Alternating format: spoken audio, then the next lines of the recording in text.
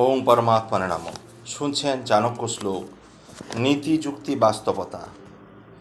দর্শনীয়াশ্চ যে মূর্খ ধনবন্তশ্চ নির্গন্না দুরস্থা ওপি দৃশ্যন্তে কিংশুকা ইব পুষ্পিতা। দর্শনে সুন্দর কিন্তু মূর্খ, ধনশালী গুণহীন দূর থেকে দেখলে পলাশ ফুলের মতোই সুন্দর পায়। পলাশ ফুল দেখতে সুন্দর, কিন্তু তখন তা ফুটে তা প্রাকৃতিক শোভা বৃদ্ধি করে, কিন্তু গন্ধহীন, দেবতার উদ্দেশ্যে অর্পণ করা যায় না। বহু মানুষ আছে অত্যন্ত সুন্দর, সৌন্দর্য গুণে বহু মানুষই আকৃষ্ট, কিন্তু বন্ধুত্ব করলে বোঝা যায় নির্গুণ। কথায় ও কর্মে বুদ্ধি নিদর্শন পাওয়া যায় না। কিছু ধনশালী ব্যক্তি সমাজে থাকেন, অত্যন্ত গুণহীন, ধনী তাদের কাছে প্রধান। প্রকৃতির মধ্যে স্বার্থপর ও গুণহীন ব্যক্তি, তারা তাদের ধনের অহংকার করে, ধনসম্পদ আহরণের জন্য যে কোনো গর্হিত কাজ করে। এই গর্হিত কাজের ফলে কতটা সম্পত্তি ক্ষতি হলো তা তারা বোঝে না। মূর্খস্ত পরিহর্তব্যা প্রত্যক্ষ বিপদ পশু ভিন্যন্তি বাক্যশূলেনা অদৃশ্যং কণ্টক যথা। মূর্খ ব্যক্তিদের বিপদ পশু মনে করে ত্যাগ করা উচিত, কারণ এরা অদৃশ্য কণ্টকের ন্যায় ছলাকারূপ বাক্য দ্বারা বিদ্ধ হয়। মূর্খ ব্যক্তিতে বস্তুর সমান জ্ঞান করতে হবে বলেই মহামতি চাণক্য মনে করেন। তিনি বলেন, মূর্খ ব্যক্তিকে বিপদযুক্ত পশু মনে করা উচিত, কারণ তারা অত্যন্ত ক্ষতিকর। যেমনভাবে পথমধ্যে অদৃশ্য কাঁটা পায়ের মধ্যে বিদ্ধ হয়ে যায়, যন্ত্রণার উদ্বেগ করে, তেমনই সাময়িকভাবে কর্মের ব্যাঘাত ঘটায়। মূর্খ ব্যক্তি নিজে কিছু জানে না, বোঝে না, কিন্তু তাদের বাক্যবান ভদ্র সুস্থ মানুষ জ্ঞানী মানুষের যন্ত্রণার উদ্বেগ ঘটায়। পাত্র বিশেষণে ধেনু পন্ন গয়োরিব ত্রিনা নিঃস্রবতে ক্ষীরান্নিঃস্রবে বিষম। পাত্র বিশেষে ধেনু ও সর্পের ন্যায় দোষগুণ বিশিষ্ট হয়। তৃণের সংস্পর্শে থাকা ধেনুর দুগ্ধ পান করে সর্প বিষ নিঃসরণ করে। গরু ঘাস খায়, গরুর দুগ্ধ পান করে শিশু থেকে শুরু করে সমস্ত মানবকুল। মনুষ্য সমাজে গরু বা ধেনুর দুগ্ধ মাতৃদুগ্ধের বিকল্প। শুধু তাই নয়, এই দুগ্ধকে অমৃততুল্য বলা হয়। সর্পও সেই দুগ্ধ পান করে, কিন্তু সেই দুগ্ধ পান করেও সর্পের মুখ থেকে বিষ নিঃসৃত হয়। আসলে তা ধেনু বাধ্য কারো দোষ নয়। একই দুগ্ধ পাত্র ভেদে বিভিন্ন ক্রিয়া ঘটিয়ে থাকে। আসলে দোষ হলো প্রকৃতিতে। সর্প এই প্রকৃতি এমনই যে অন্তরের অন্তঃস্থলে প্রকৃতির কারণেই বিষ উৎপন্ন হয়, মুখ দ্বারা নিঃসৃত হয়। ক্ষুদ্র শত্রু রীতি জ্ঞাত্যা নেপে জ্ঞাত কদাচন কালে দুর্জনা ত্যাং জাতি তৃণস্থং বহ্নি বীজবাদ। শত্রু ক্ষুদ্র বুঝলেও উপেক্ষা করা উচিত নয়। যেভাবে তৃণস্থ অগ্নিকণা সময়ে প্রবল হয়ে সেইভাবে ক্ষুদ্র শত্রুও সুযোগে প্রবল ক্ষতি করতে পারে। স্বস্তিকরকে দোষা অশীতি ধর্মা ধূপিঙ্গলে শতঙ্কানে চ ক্ষোড়ে চ কুব্জ স্বান্তং না বিদ্যতে। 6টি দোষ টেরার থাকে, 80টি দোষ পিঙ্গল চোখের, 100 প্রকার দোষ খোঁড়া, এক চোখ কানার। কুব্জের এত দোষ যে বর্ণনা করা যায় না। চাণক্য শারীরিক অক্ষম ব্যক্তিদের কিছু দোষ দুটির কথা বলেছেন যারা টেরা, 2 চোখে, তাদের অসমতা রয়েছে, তারা 6 ধরনের দোষ থাকে। যাদের চোখে তারা পিঙ্গল, তারা 80 ধরনের দোষ। যাদের কানা খোঁড়া, তাদের 100 দোষ। কুব্জদের দোষ বর্ণনা করা যায় না। কূটা দুরাচারে মিত্র স্নেহং পরিবজ্যত বিশ্বাসো সময়ে পূজ্যাৎ বিনাশোমুপা গচ্ছন্তি। কুটিল দুরাচারীর প্রতি মিত্র স্নেহ ত্যাগ করাই ভালো। বিশ্বাস করলে সময়ে বিনাশপ্রাপ্ত হতে হয়। একথা ঠিক যে তারা অত্যন্ত কুটিল স্বভাবের মানুষ এবং দুরাচারী, তাদের কখনই বিশ্বাস করা উচিত নয়। তারা কখনো বিশ্বাসের মূল্য দিতে পারে না। কুটিল ও দুরাচারী বলে মনে হলেই তাদের বন্ধুত্ব বা যে কোনো প্রকার সঙ্গ ত্যাগ করাই ভালো। মৃদুনৈব মৃদুং হন্তি মৃদুণা হন্তি দারুণাম নাসাধ্যং মৃদুণা কিঞ্চিৎ তস্মাতীক্ষ্ণতরো মৃদু। কোমলতায় সহজেই সামান্য বিঘ্ন বিনষ্ট হয়, কঠোর, বিঘ্ন ও সহজে বিনষ্ট হয়। কোমলতার কাছে কিছুই অসাধ্য নয়। কোমলতাকে সুতীক্ষ্ণ উপায় বলে মনে করা উচিত। যে সমস্ত মানুষের কোমল হৃদয়, কোমল আত্মা থাকে, তাদের মন অনেক পবিত্র। কারো কারো কোনো ক্ষতি করতে জানে না। সবার ভালোটুকু দেখলেই তারা আনন্দ পায়। তাদের কোমল হৃদয়বৃত্তির জন্য তারা সবার কাছেই খুব প্রিয় হয়ে থাকে। মানুষের যে কোনো সমস্যা তারা তাদের কোমল হৃদয়বৃত্তির মাধ্যমে সহজেই সমাধান করতে পারে। ফলে কথা বলাই যায়, কোমল হৃদয়বৃত্তির কাছে অসাধ্য কিছুই নেই। ফলে কোমল হৃদয়বৃত্তি সম্পন্ন মানুষ হওয়াই ভালো। বনে প্রজ্বলিত বহ্নি দহনমূলানি রক্ষন্তি সমূল নির্মূলয়তি অপৌষা মৃদুশীতলা। বহ্নি বনস্থ বৃক্ষকে দগ্ধ করে, কিন্তু সমূলে বিনাশ করতে পারে না। কিন্তু জলবেগ সমূলে বৃক্ষ উৎপাটিত করতে পারে। ফলে বহ্নির তুলনায় জলবেগ অধিক শক্তিশালী। বনের মধ্যে আগুন লাগলে সমস্ত গাছ জলে পুড়ে ধ্বংস হয়ে যায়। বনের আগুন একাধিক ক্রমে কয়েকদিন ধরে চলতে পারে। বিশাল বিশাল বনাঞ্চলকে ধ্বংস করে দিতে পারে, কিন্তু আগুন বনাঞ্চলকে ধ্বংস করলেও গাছগুলিকে সমূলে ধ্বংস করে উৎপাটিত করতে পারে না।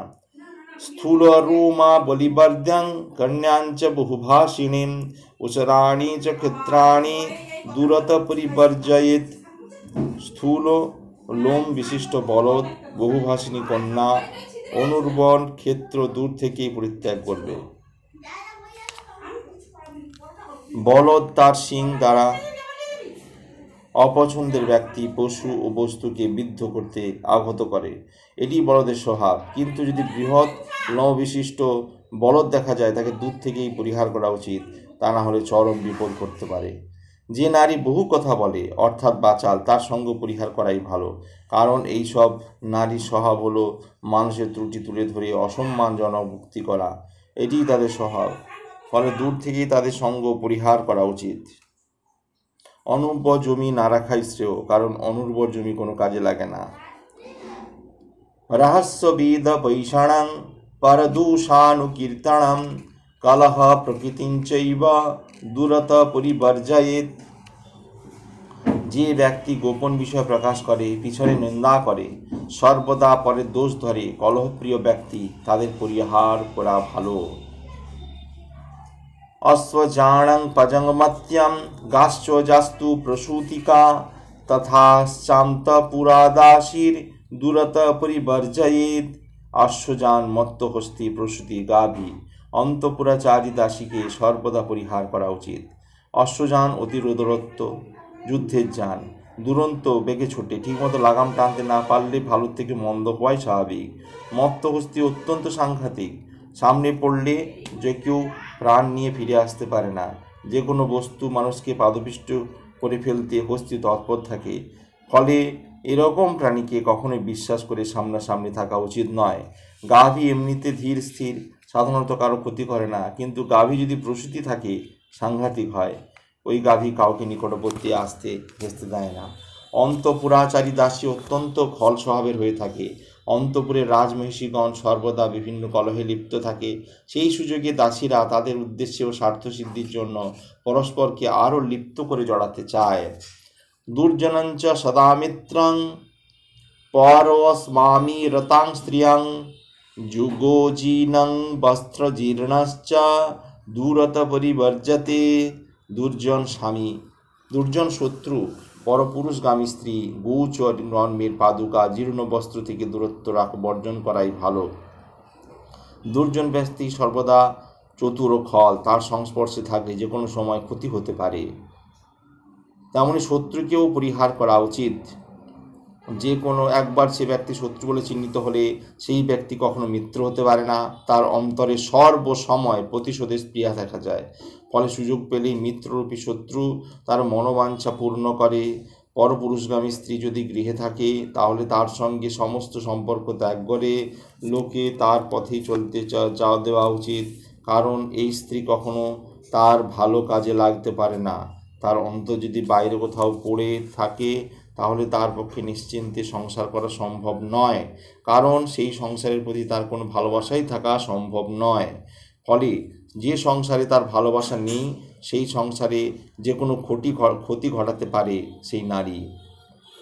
গোচর্মের পাদুকা পরিধান করা শুভ কর্ম হয় না, অন্যের বিরাট ভাজন হতে পারে, ফলে তা পরিহার করাই বুদ্ধিমানের কাজ।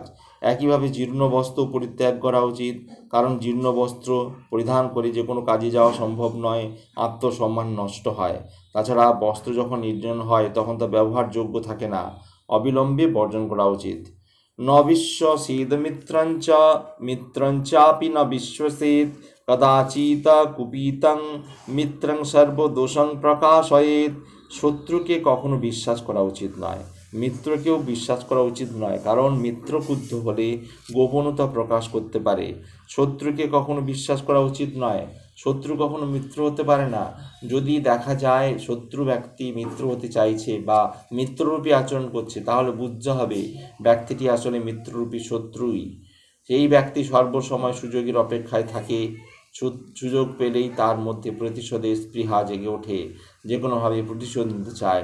আর তাছাড়া মিত্রকে সবসময় মিত্র ভাবার কারণ নেই, আজ যে মিত্র কাল শত্রু হতেই পারে। যদি কখনো মিত্র শত্রুতে রূপান্তরিত হয় তাহলে মিত্র হিসাবে জানা যে কোনো গোপন তথ্য প্রকাশও করে দিতে পারে। মিত্র সর্বসময় মিত্রতা বজায় নাও রাখতে পারে।